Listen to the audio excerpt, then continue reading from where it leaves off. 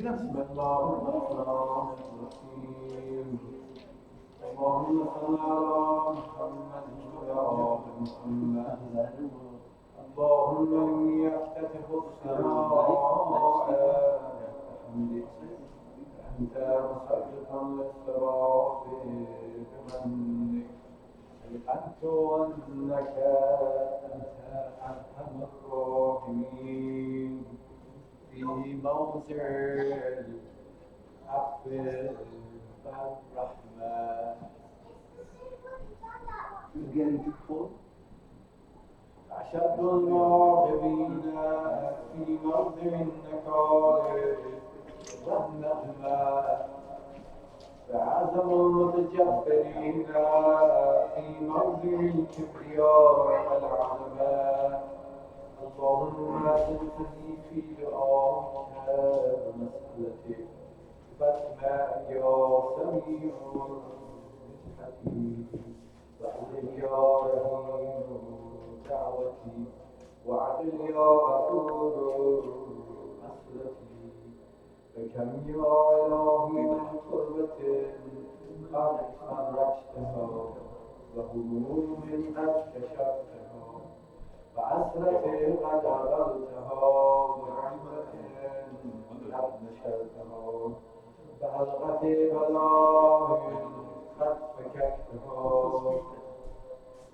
الحمد لله الذي لم يتخذ صاحبة ولا ولدا ولم يكن له شريك في الملك ولم يكن له ولي من الذل وكبره تكبيرا.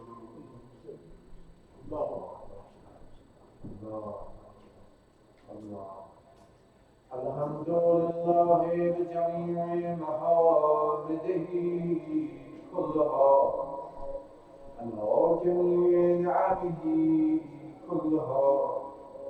الحمد لله الذي لا ضاد له في ملكه ولا نافع له في أمره.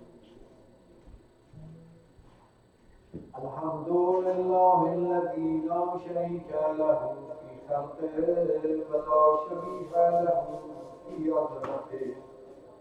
الحمد لله الفاشي في خلقه أمره وحمده الظاهر بالكرم مجده الباسط بالجود يداه الذي لا تنقص خزائنه ولا تزيده كثرة العطاء إلا جودا وكرما.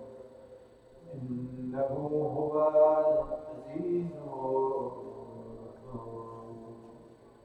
اللهم إني أسألك قليلا من كثير مع حاجة إليه عظيما وقناك أنه قليل وهو عندي كثير وهو عليك سهل يسير.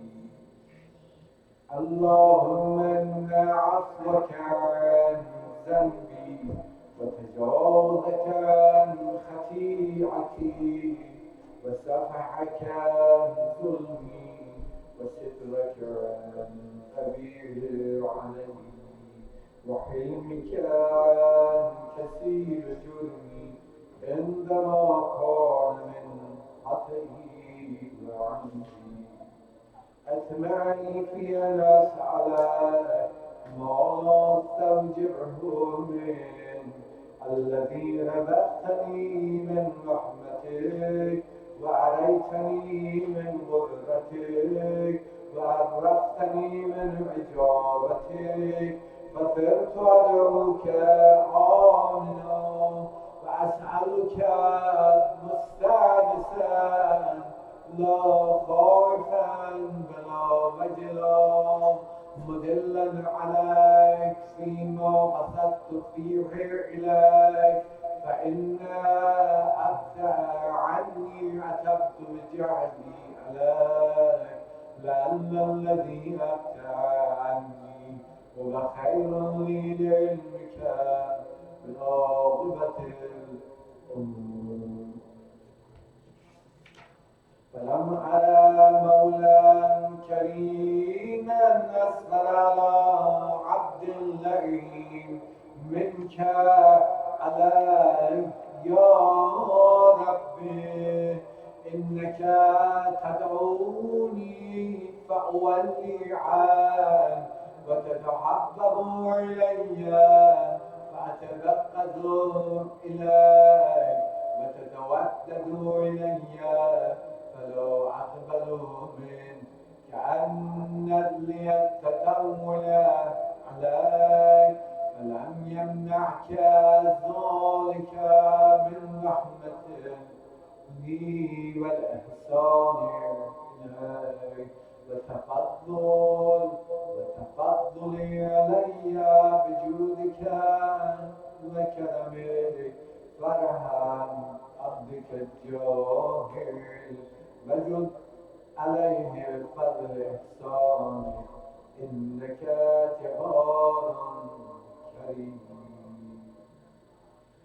الحمد لله مالك الملك مجري الفلك مسخر يا خالق الإسلام ديان الدين رب العالمين. الحمد لله على حلمه بعد علمه والحمد لله على عفوه بعد قدرته والحمد لله على كلياته في غضبه وهو قادر على ما يريد.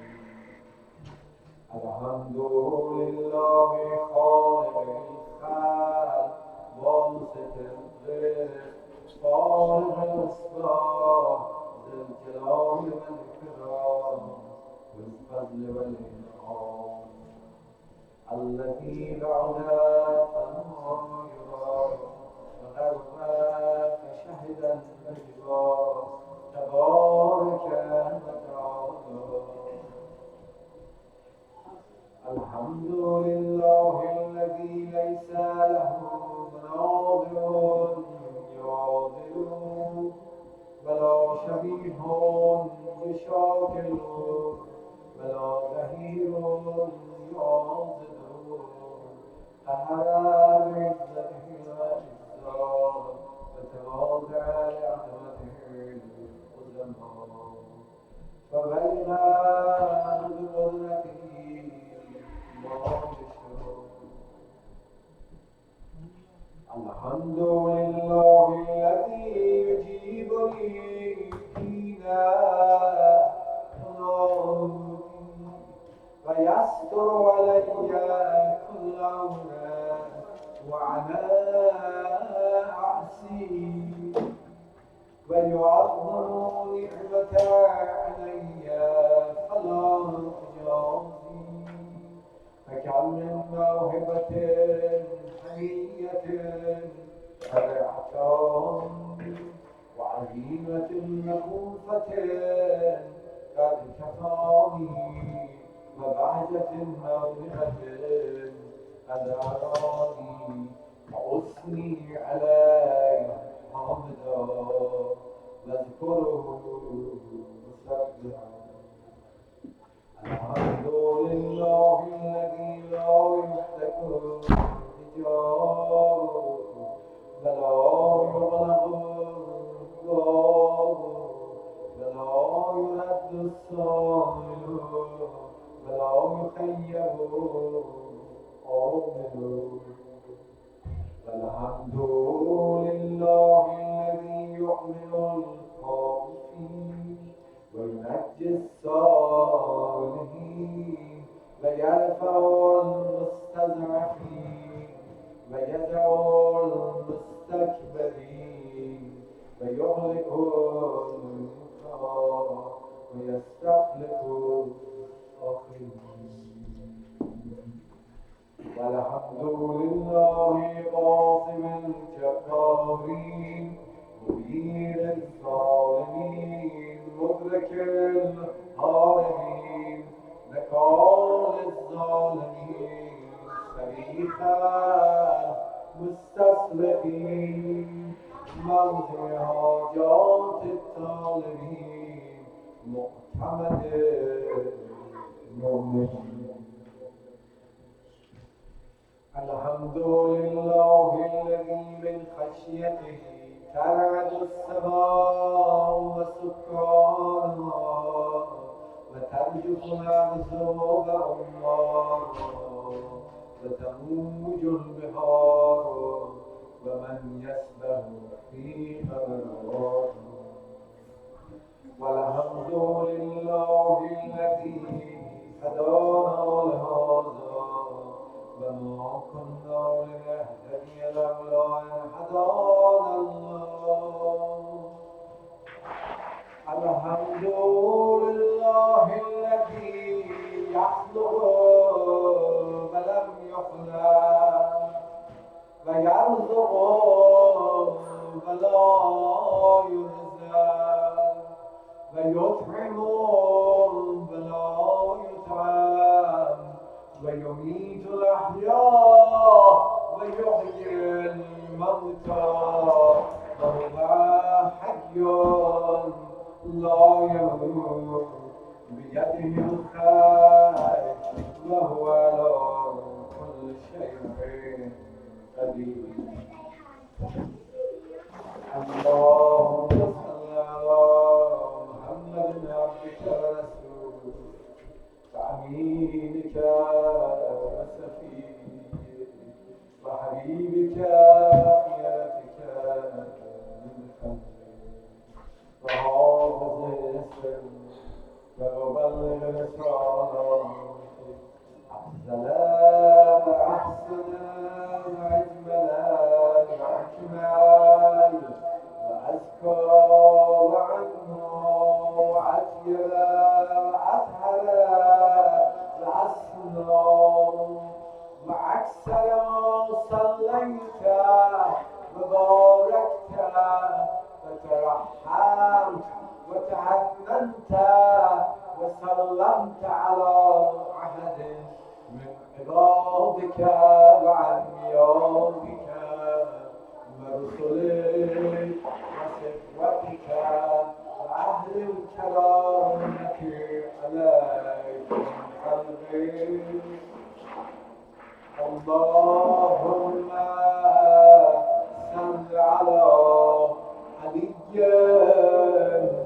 أمير المؤمنين ووصي رسول رب العالمين عبدك ووليك وأخيك رسولك وحجتك على خلقك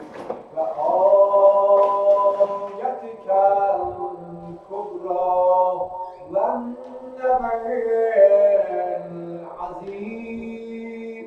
وصل على الصديقة الطاهرة فاطمة سيدة النساء العالمين. وصل على سبط الرحمة وإمام الهدى الحسن والحسين سيد الشباب أهل الجنة. وصل على أئمة المسلمين علي بن الحسين ومحمد بن علي وجعفر بن محمد وموسى بن جعفر وعلي بن موسى ومحمد بن علي وعلي بن محمد والحسن بن علي والخلف الهادي المهدي بيدك على عبادك وأمنائك في بلادك صلاة كثيرة دائمة وصل على ولي أمرك القائم المعمر والعدل المنتظر وحفه بملائكتك المقربين وأيده بروح القدس يا رب العالمين. اللهم اجعله الداعي إلى كتابك والغائم بدينك. استخلفه في العرش كما استخلفت الذين من قبله. مكن له دينه الذي ارتزيته له فأبدله من بعد خوفه عنا يعبدك لا يشرك بك شيئا. اللهم اعزه وعزز به وانصره وانتصر به ولا منصره نصرا عزيزا وافتح له فتحا كثيرا واجعل له من لدنك سلطانا نصيرا. اللهم اعذر به دينك وسنة نبيك. اللهم انا نرغب اليك في دولة كريمة تعز بها الإسلام وأهله وتذل بها النفاق وأهله وتجعلنا فيها من الطاعة إلى طاعتك والقامة إلى سبيلك وترزقنا بها كرامة الدنيا والآخرة. اللهم ما رزقتنا من الحق فحملنا وما قصرنا عنه فبلغنا.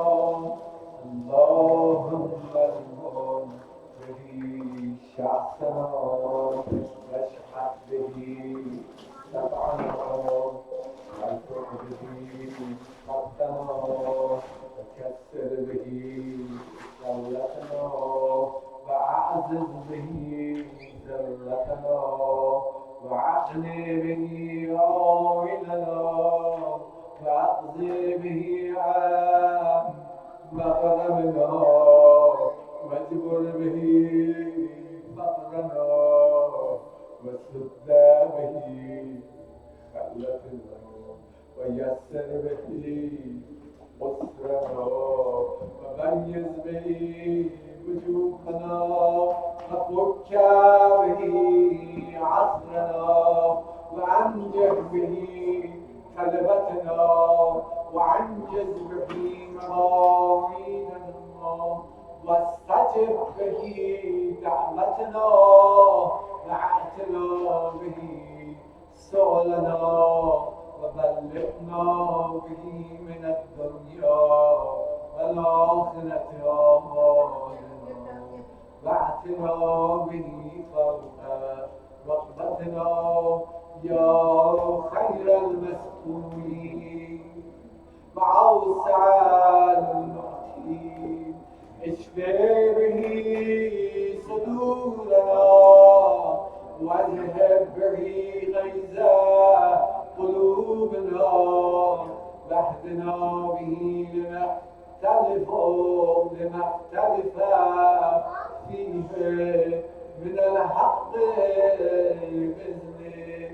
إنك تهدي من تشاء إلى صراط مستقيم. وانصرنا به على عدوك وعدونا إلى الحق. آمين. اللهم إنا نشكو إليك فقد نبينا وصلواتك عليه وآله وغيب كثرة عدونا وقلة عدد وشدة الفتن وتداهل الزمان علينا فسلنا محمد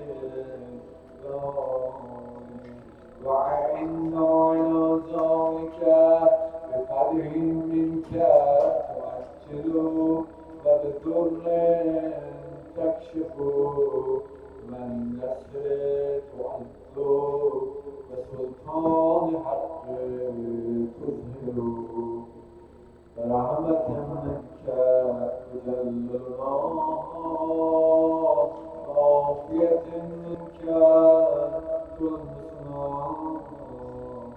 برحمتك يا أرحم الراحمين صلوات محمد الله الرحمن الرحيم.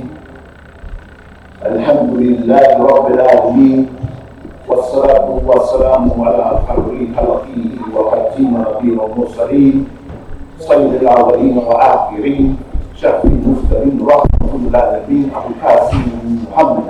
اللهم صل على وعلي الطالبين الطاهرين المعصومين صلى الله محمد وعلى محمد وصلى الله على قول الله عز وجل في كلام الكريم. بسم الله الرحمن الرحيم. يا أيها الذين آمنوا كتب عليكم الصيام كما كتب على الذين من قبلكم لعلكم تتقون.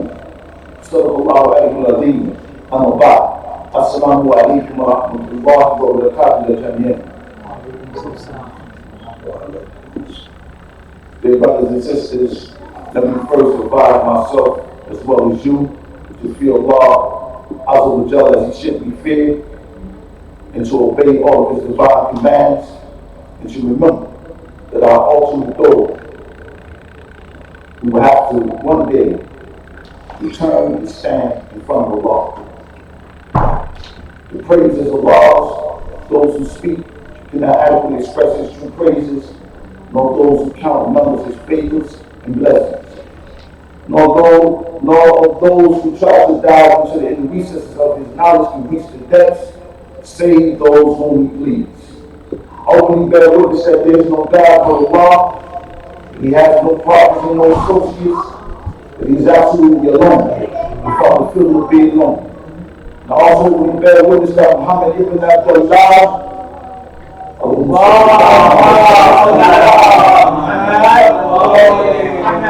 is the servant, he is the messenger of Allah, he is in fact the Khatmun Nabi, he is the seal of all the Anbiya. Also we only bear witness that Imam is body of Allah, and he is Allah Azza wa Jalla's proof here on this earth.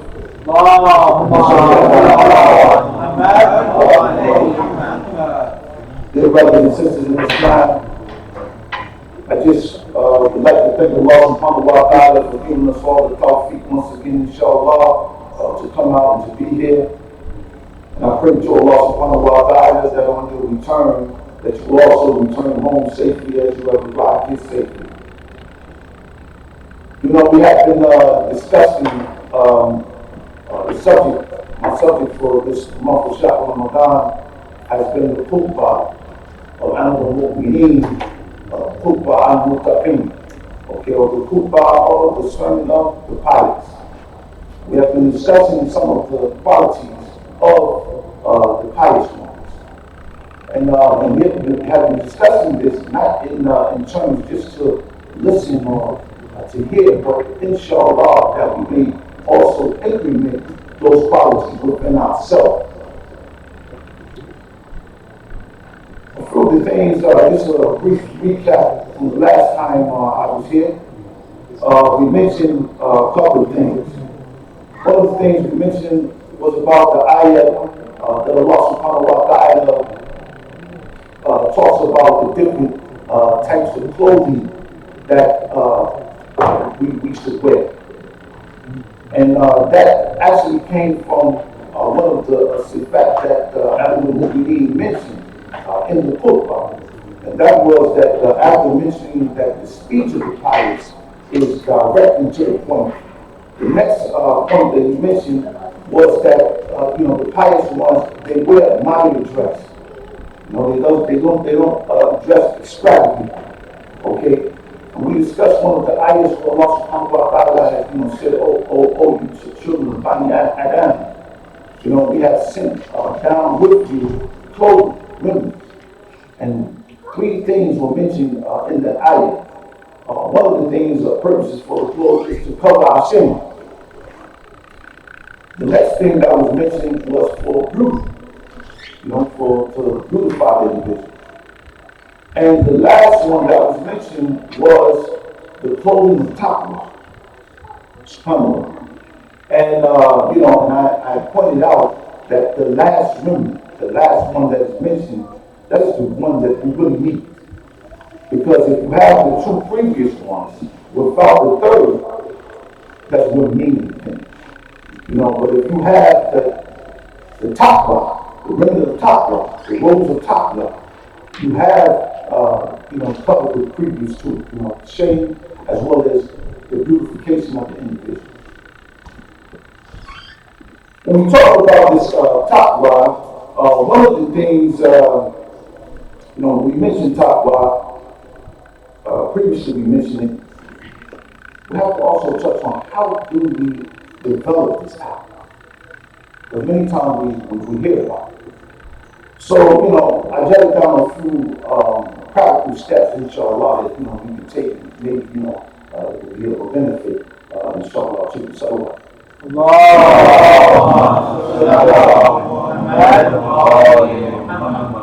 Allah as well as the Mastereen has encouraged and recommended that we try to develop this taqwa. The first thing that we can do, the first step that we can make, inshallah, in this regard, is we must seek Allah subhanahu wa ta'ala's help. Because really, anything that we do, we cannot really succeed without the help of Allah subhanahu wa ta'ala. So the people of knowledge have suggested to us that we ask Allah subhanahu wa ta'ala, that we implore Allah subhanahu wa ta'ala for help, to inshallah give us the tawfiq, to achieve these levels of taqwa. Because, if we are able to do that, it is a protection for us, not only here in this world, but inshallah, as well as in the next. There's a beautiful dua.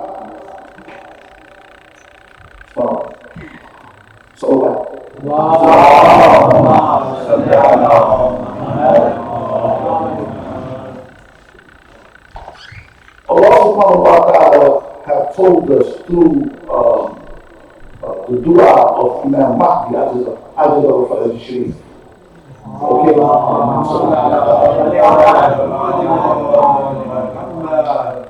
There's a particular dua, the dua is entitled Al-Umma Al-Zukm. Okay? And in this dua, the Imam A.S. have instructed us to recite. And we are told really to recite this after every obligatory salah. We just don't have to wait for that. We can also recite it throughout the day too, inshallah. But in this particular portion of the dua, we ask, we say, "Oh Allah, grant us the good fortune of being obedient to you and keep us away from your disobedience." SubhanAllah. This is a very important thing. Because on our way, on our journey to try to develop this taqwa, being obedient to Allah subhanahu wa ta'ala is very important. And we ought to not, think that we can actually get around that and to be able to achieve what we seek out to achieve. We must be obedient and try to make sure that, inshallah, to the best of our ability, that we are complying with the order of Allah subhanahu wa ta'ala and following the guidance of Prophet Muhammad. Allahumma salli ala Muhammad. To give you an example, if you look at the life of the Prophet Noah, alayhi salatu wasalam, you see that he is a man that is in the middle of the desert. And Allah subhanahu wa ta'ala commands him after some time to build a ship. And while he's building this ship, there's no water. And the people are mocking him and they're making fun of him and so forth and so on. But what do? He doesn't stop or pay attention to that. He continues on doing what Allah subhanahu wa ta'ala had directed him to do, even though there's no water there. And for many years he labored on to build this boat, this ark. But when we look at this story, I think many times we miss a very important thing. And the question is, did the ark, did that ship save Noah? Okay? Or was it the fact that it was the obedience to Allah subhanahu wa ta'ala that saved him? It was the obedience of Allah subhanahu wa ta'ala that saved him. Because many people did not listen. And did not take heed to the warnings that he had given. So when the water came, it was too late. Many of them was under the impression that they would be saved, but in fact, they perished.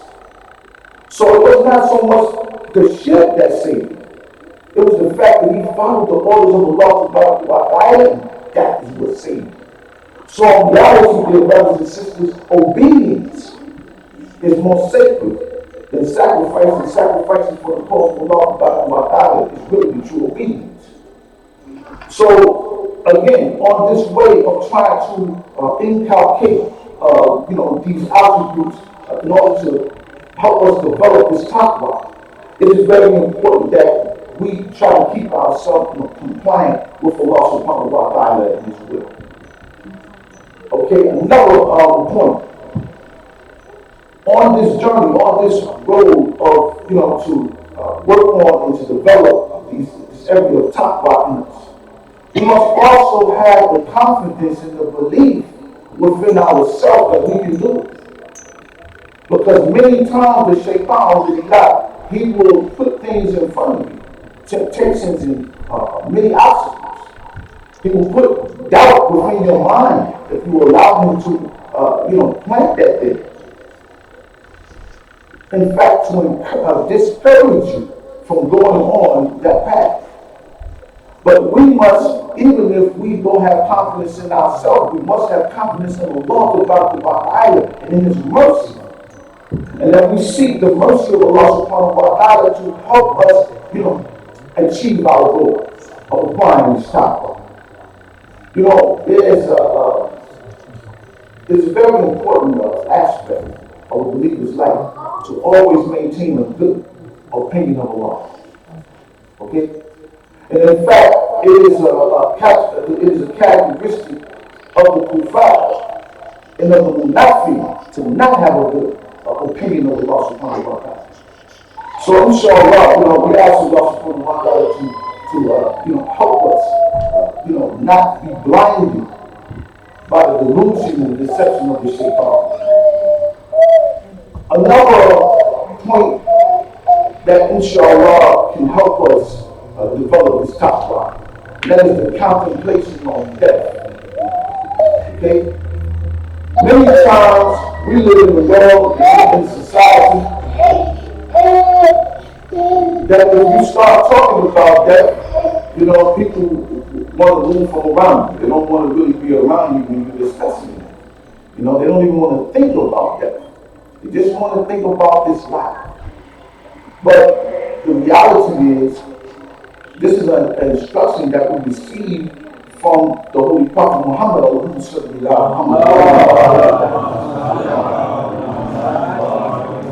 And he tells us that a believer should contemplate death at least 1 hour a day.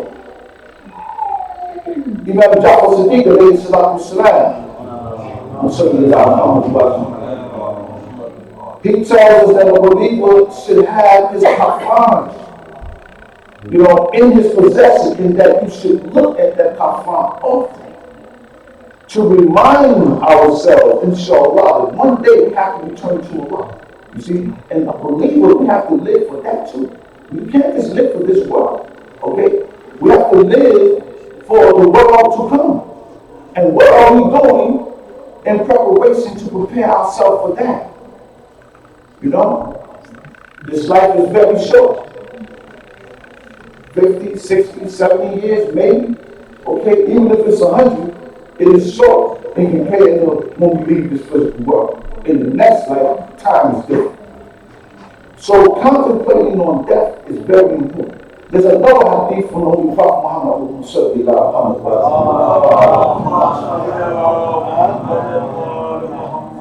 where he says that man only wakes up when he dies. So die before you die. Wake up while you're in this life. Because when you wake up, when you leave this physical world, it's not going to be a benefit to either one of us. So it's very important that we pay attention to that. So it is not something that we should avoid talking about or contemplate, but it is something, inshallah, that we should do often. Another suggestion, you can do, and this is for the children as well, for the young people, for the youth. There's not just a bunch of old people in the graveyard. If you visit there, if you look at those tombstones, you see that there is a date when the person was born, and there's a date when he died or she died. And when you start observing that, then you realize that no, this is, anybody can go at any time. It can be a child, it can be an older person, it can be an elderly person, it can be a baby. We don't know when we're going to return back to Allah. So as a suggestion, it is suggested to us to visit the graveyard. And when we go for, janazah and those things, we're doing our duty to our brother and sister that is deceased. But it is also a reminder for us of our own mortality. The Allah subhanahu wa ta'ala have allowed us to come to the grave and to look down in there, into that hole, and to leave there to return and go home. But it should wake us up that one day we may be there. And inshallah, maybe that will help curb our behavior, help motivate us to do more and better in our life. Also, another tool, inshallah, that we can employ, that is to do muhasabah. Okay, every day, inshallah. This is something that has been suggested by the Aima, particularly Imam Zainab A.S. The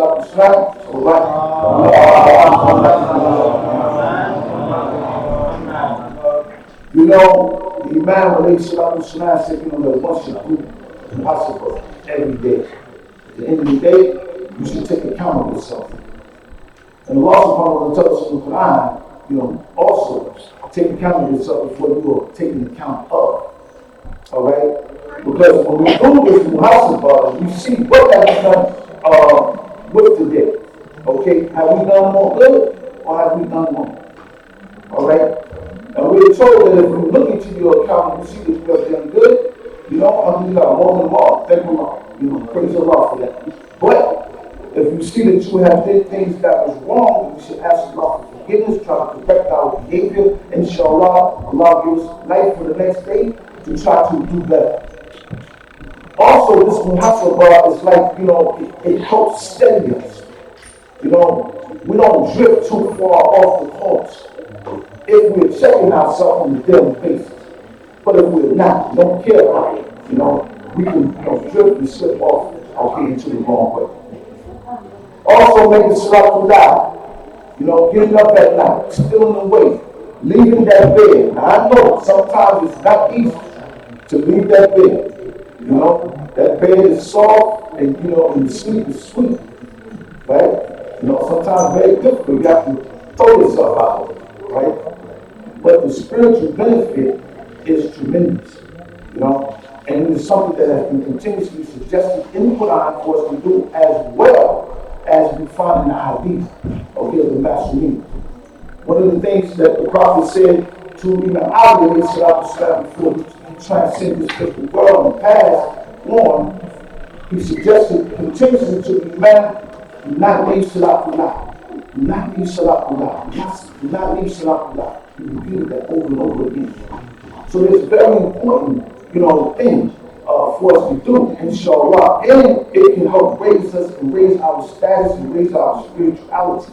It is a way of waking us up. Imam Ali have told us that this world is like a deep sleep. Okay? That's the metaphor he used for this world. It's like a deep sleep. So we have to wake up in this world. We don't have a long time to do it. Okay? Another thing, we need to be careful about what we eat. Some people don't care if they eat haram or not. Okay? But it is very important. And it is something that has been stressed in the Quran as well as in the Hadith, as well as the spiritual masters in Islam have told us about. And our dear Imam, the master of the mosque, Imam Hussein alayhi salatu wasalam.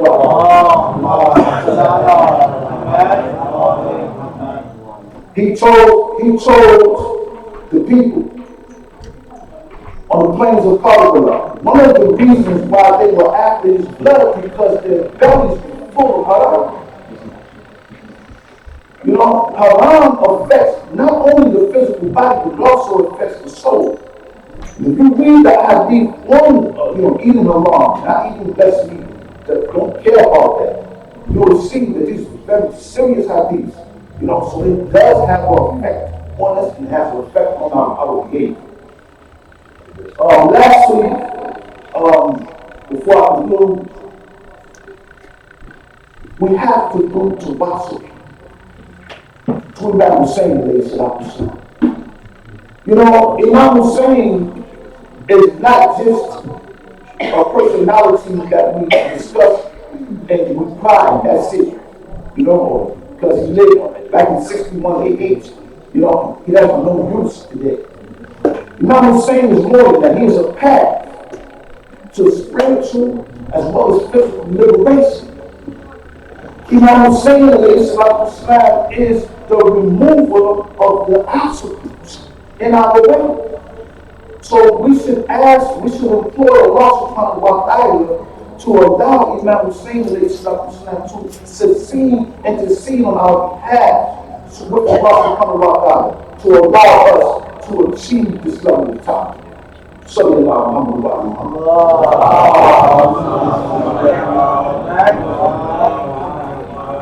A few words about BB Khadija, sallallahu alaiha, before I conclude. Today is the death anniversary of the First Lady of Islam. Okay? The First Lady of Islam. Allah subhanahu wa ta'ala tells us in the Quran, when he talks about marriage and what we should look for in a person, one of the things that he says that really we shouldn't just marry for beauty or just for wealth. But it's better to marry someone for taqwa, for good character, And even if this is not found in a free man or a free woman, even if it's a slave, and they possess this beautiful character, they possess this taqwa, we should marry them. When you look at the life of BB Khadija, you'll see that this was a woman that is described as being one of the most humblest, one of the most beautiful, one of the most dedicated and committed person that we find in the history of the world. She was considered one of the 4 women of the world. And when she married the prophet, she was rich before she married. She was wealthy. Not only was she considered the wealthiest woman, but there wasn't too many men, if any, that had the wealth that BB Khadija had. But when she returned back to Allah subhanahu wa ta'ala, we told she did not have any money left. That she gave all of her wealth to the cause of Allah. And you and me, dear brothers and sisters, as well as the future generations to come, are direct beneficiaries of BB Khadija. Sallallahu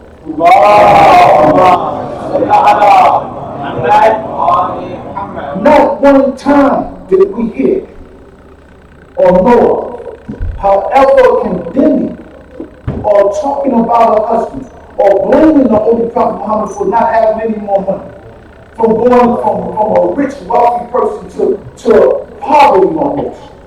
Okay, not one time does she complain. Not one time does she strike out at him. But she still maintained her love and her belief in him. It never wavered, not once. Now, many people will say BB Khadija is an example for women. But I say no.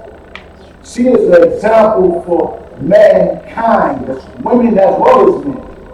Because there's not even too many men that would give all of their love in the way of Allah subhanahu wa ta'ala and not ever hear one word, never complain, never blame. And she was one of the first to believe in the Prophet. In the year that she passed, we're told in some of the historians, a month after that, the Prophet also lost his uncle. And we're told that this year is called the year of grief. Siege was laid to them. No one was allowed to really get with them or to deal with them. There was many times that BB Khadija, she didn't have no food to eat. She suffered from the intense heat in the summertime because it was exposed to the elements. And in the winter time, they also froze from the extreme cold. But still, she held fast. We're told that over the last moments, last days of her life, that the Prophet continued to stand vigilant, stayed up with her, prayed with her, that he laid down in the grave, okay, before he placed her in there. And that when she went back to Allah, that she did not even have a proper kafan because the money was not there. That the Prophet had to use his power to wrap her blessed body. So dear brothers and sisters, remember, this was going the 10th of the holy month of Ramadan, fasting in the 10th year of his mission. She did not live to see Islam flourish. She did not live to see Islam grow to the level that where it is now, even during the time of the Prophet before he left. But she had hope and belief that it would. Now, how many people can you find today that will do that? Because many people, if they feel as though you're not winning, they're not going to come on this side. Am I right or wrong? If they feel as though you're not going to win, well, you're going to be by yourself. As soon as you start winning, you may see some people come. Well, BB Khadija was there at the beginning. And she stayed to the end. You know that.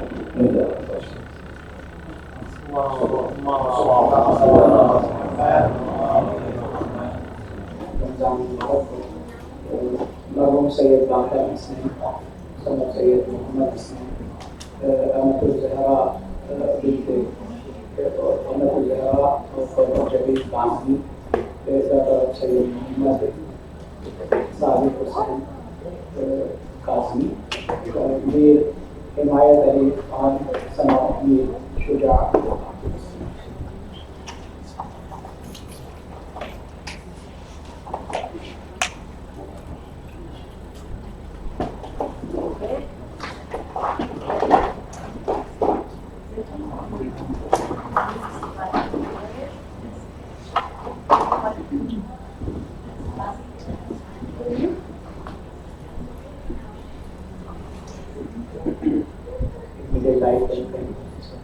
أعوذ بالله من الشيطان اللعين الرجيم بسم الله الرحمن الرحيم الحمد لله الذي هدانا لهذا وما كنا لنهتدي لولا أن هدانا الله لقد جاءت رسل ربنا بالحق ثم الصلاة والسلام على أشرف الأنبياء والمرسلين سيدنا ونبينا أبي القاسم مصطفى محمد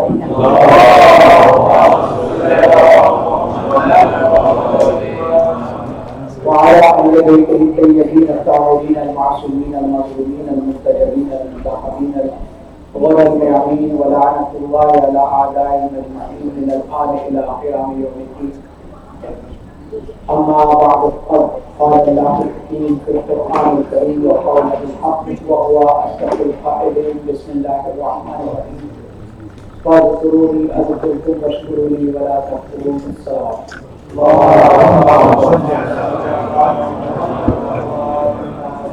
اللهم بارك وصلات چند مسائل جناب حضرت خلیفۃ الکبریٰ سلام اللہ علیہ وسلم. اللہ عالم کا قرآن مجید میں وعدہ ہے کہ اگر تم مجھے یاد کرو گے، تم مجھے یاد رکھو گے تو میں تمہیں یاد رکھوں گا، تم میرا ذکر کرو گے تو میں تمہارا ذکر کروں گا. اللہ عالم نے قرآن مجید میں جو آیت نازل کی کہ وہ لوگ کہ جنہوں نے فتح سے پہلے اور فتح کے بعد اسلام کی مدد کی ہے وہ بڑے مظلوم ہیں اور ان کو کوئی نہیں جانتا. ان میں سے اگر دیکھا جائے تو فتح اسلام کے بعد ایک دورے کے بعد تو بہت لوگوں نے اسلام اور مسلمانوں نے تقسیم کیا، لیکن ابھی بات نبوت کی بھی نہیں ہوئی تھی کہ حضرت خدیجہ نے اپنا سب کچھ پیغمبر ختم مرتبہ حضرت محمد مصطفیٰ صلی اللہ علیہ وسلم.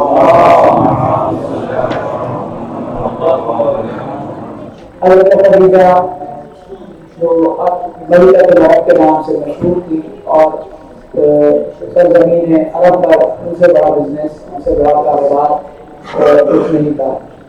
کہا جاتا ہے کہ خود کے اور کرائے کے اونٹ ملا کر تقریباً 70,000 اونٹوں پہ تجارت ہوا کرتی تھی. یعنی یہ معمولی بات نہیں ہے کہ تقریباً جزیرہ عرب کے اکثر علاقوں کی تجارت کا ذمہ حضرت خدیجہ پر تھا. اور آپ اس کام کو ابھی اسلام آیا نہیں ہے، اس سے پہلے، کیونکہ یہ ایسا نہیں کہ جناب خدیجہ کوئی عام خاتون تھی، بلکہ پیغمبر اسلام کی رشتے میں چچا کی بیٹی ہوتی تھی اور ان کا اصل خاندان جناب ابوالفضل عباس کے ننیال سے بنی کلاب سے اصل ان کا تعلق تھا. اور بڑی خاندانی اور مذہب حنیفہ یعنی حضرت ابراہیم کے پیروکاروں میں سے توحید پرست خاندان میں سے ان کا شمار تھا. آپ اپنی تجارت کے ساتھ ساتھ لوگوں کی امداد کے لیے بھی کیا کرتی تھی. جناب ابو طالب علیہ السلام آپ کے لیے تجارت کیا کرتے تھے. جس سال آپ پیغمبر اسلام کو اپنے ساتھ تجارت کر لے کر گئے وہ سال اچھا خاصا فائدہ بھی ہوا اور راستے میں جو کمالات اور کرامات پیغمبر اسلام کے سنے گئے ان کرامات کو سننے کے بعد حضرت خدیجہ نے پیغمبر اسلام کو دیکھا بھی نہیں تھا. آپ اس پر ایمان لے آئی تھی اور آپ نے کسی ذریعے سے اپنے رشتہ لانے کے لیے ان سے جناب ابو طالب تک پیغام پہنچوایا تھا.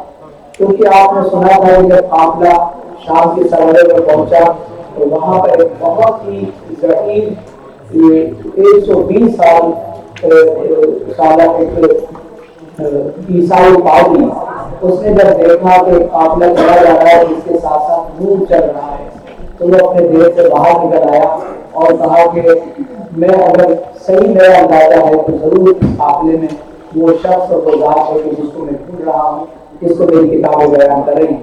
آپ نے سنا تھا کہ آخری زمانے کا جو پیغمبر ہوگا جب وہ چلے گا تو نور کا بادل اس کے ساتھ ساتھ چلا کرے گا. اور میں یہ دیکھ رہا ہوں کہ ہمیشہ اس قافلے میں لوگ آتے ہیں جاتے ہیں، لیکن پہلی بار ایسا ہو رہا ہے کہ اس قافلے کے ساتھ ساتھ جہاں یہ قافلہ منہ کرتا ہے وہاں پر جو ہے یہ بادل چلتا ہے. ایک مرتبہ اس دیر سے نکلنے کے بعد اس پادری نے ان سب لوگوں کو کھانے کے لیے دعوت دی. تمام کے تمام لوگ آ گئے لیکن ایک شخص وہاں پر نہیں آیا. اور آنے کے بعد جب دیکھا کہ یہ پورا قافلہ چلا آیا ہے اور بادل نہیں اپنی جگہ سے ہلا تو وہ سمجھ گئے کہ ان میں سے کوئی وہ نہیں ہے کہ جس کی بنیاد پر یہ بادل چل رہا ہے. بلکہ جب آپ نے مطالب سے پوچھا کہ کون آپ میں سے ایسا ہے جو وہاں رک گیا ہے تو کہا آپ کو کیسے پتا کہ کوئی رک گیا؟ کہا کہ وہ نور کا بادل جو میں دیکھ رہا ہوں وہ رکا ہوا. کہا کہ وہ میرا بھتیجا ہے اور پہلی بار اس تجارت میں آیا ہے. کہا کہ میں خود چلنا چاہتا ہوں، اس کو چل کے دعوت دینا چاہتا ہوں. آپ آتے ہیں، آنے کے بعد پیغمبر اسلام کو دعوت دیتے ہیں ابھی جوانی کا سن ہے، 17-18 سال کا سن ہے، اور آپ کے پاس سے خود پادری 120 سال چل کے آتا ہے اور لانے کے بعد اپنے ساتھ بٹھاتا ہے، سب کو کھانا کھلاتا ہے، کہتا ہے کہ میری کتاب میں جو کچھ لکھا ہے تو تمام کے تمام علامتیں آپ پر صادق آ رہی ہیں، صرف ایک علامت کا میں خاص ہوں کہ میں یہ جانتا ہوں کہ میری کتاب یہ بتا رہی ہے کہ آپ کی برکت سے سوکھے درخت کے بڑے بڑے ہوتا ہے۔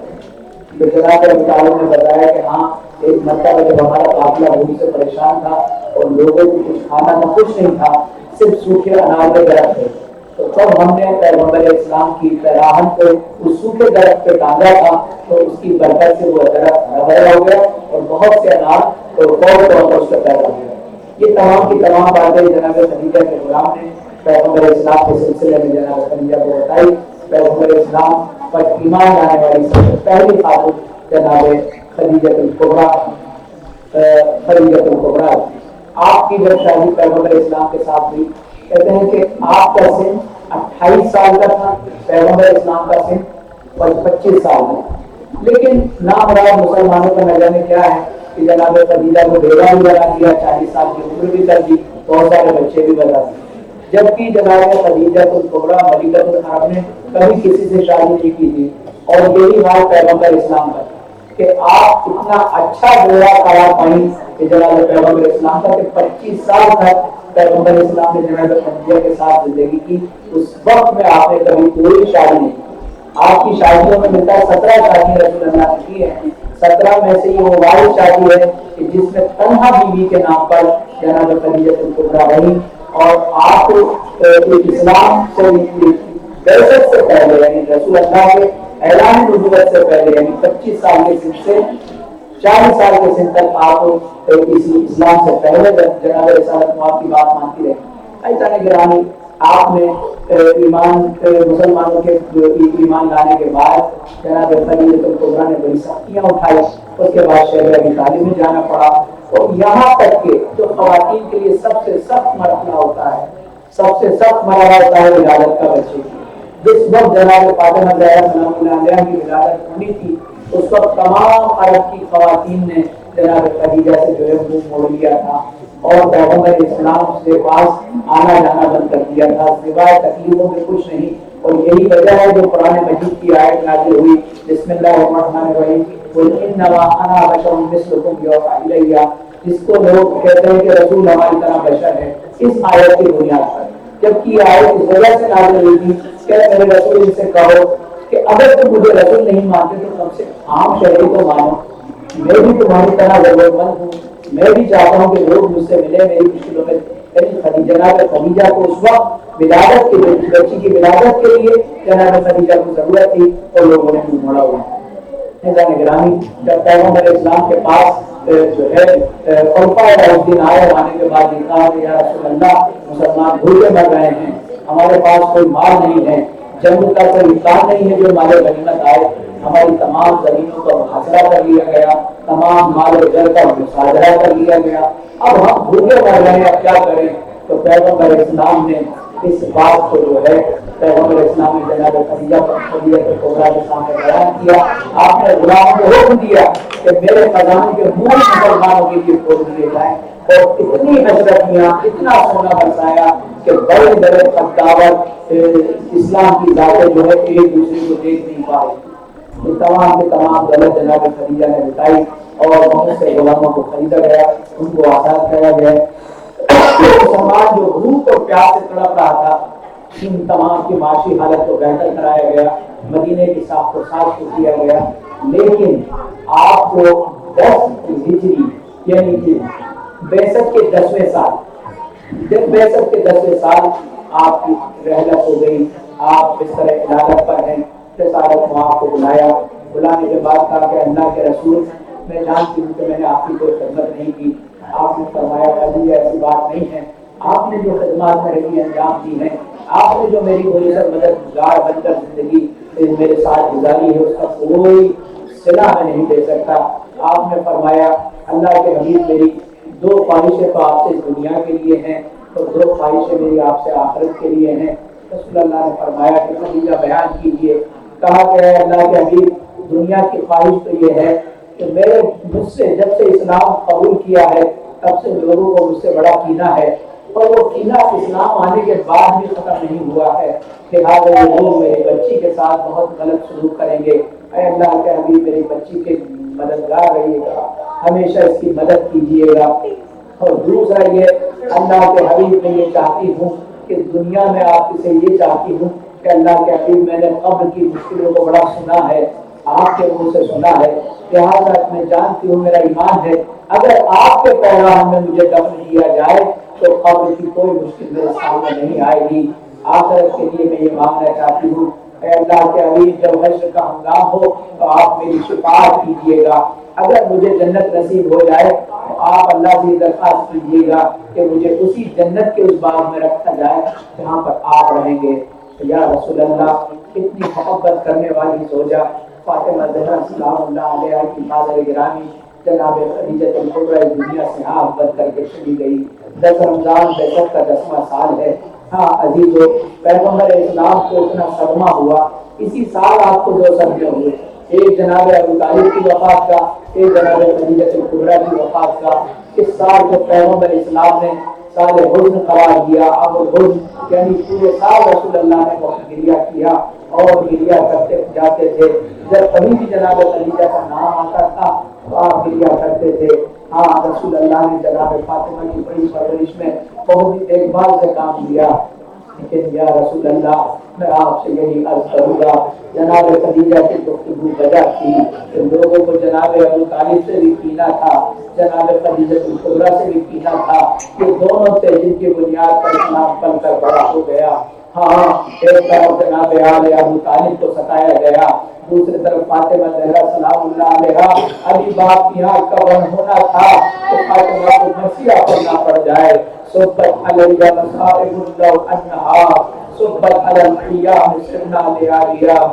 بابا آپ کے بعد مجھ پر اتنی مصیبتیں ڈال دی گئی، اگر دنوں پر پڑ جاتی تو رات بن جاتے، پہاڑوں پہ پڑ جاتی تو ذرہ ذرہ ہو جاتے۔ اے بابا آپ کے بعد ایک دن کے لیے ہم نے سکون نہ پایا، اے بابا میں اپنی میراث کے لیے طلب کرتی ہوں تو لوگ مجھے جھٹلاتے ہیں، میرے حسنین کی گواہی کو جھٹلا دیتے ہیں۔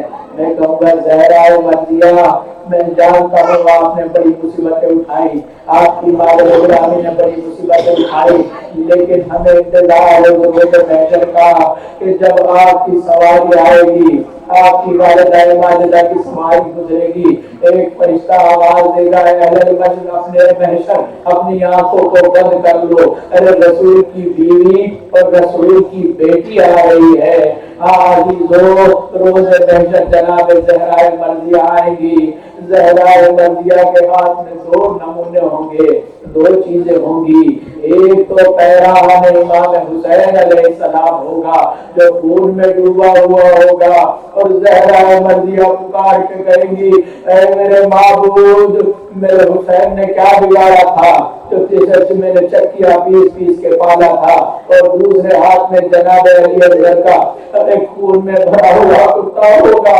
زہرا مرضیہ اپنے دامن کو پھیلا کے آواز دے گی الہی بأی ذنب قتل، اے میرے معبود یہ بچہ کس جرم میں مارا گیا۔ عزیزو حشر کا ہنگام ہوگا، اس زمانے کا گریبان ہوگا، زہرا کا ہاتھ ہوگا، اس گریبان کو پکڑ کر جب زہرا پوچھے گی کہ میرے بچوں کو یہ ستم ڈھانے کا تمہیں کس نے حق دیا؟ وَسِيَعْلَمُ الَّذِينَ ظَلَمُوا أَيَّ مُنقَلَبٍ يَنقَلِبُونَ إِنَّا لِلَّهِ وَإِنَّا إِلَيْهِ رَاجِعُونَ۔ رضب قضاء تسلیما لعبده قائلات الواسطہ محمد وآل محمد، ہم سب کے اس مختصر سے کو قبول کر اور مرحوم کی درجات کو بلند فرما، خصوصی جناب سید باقر حسین ابن سید محمد حسین صاحب کی فرما۔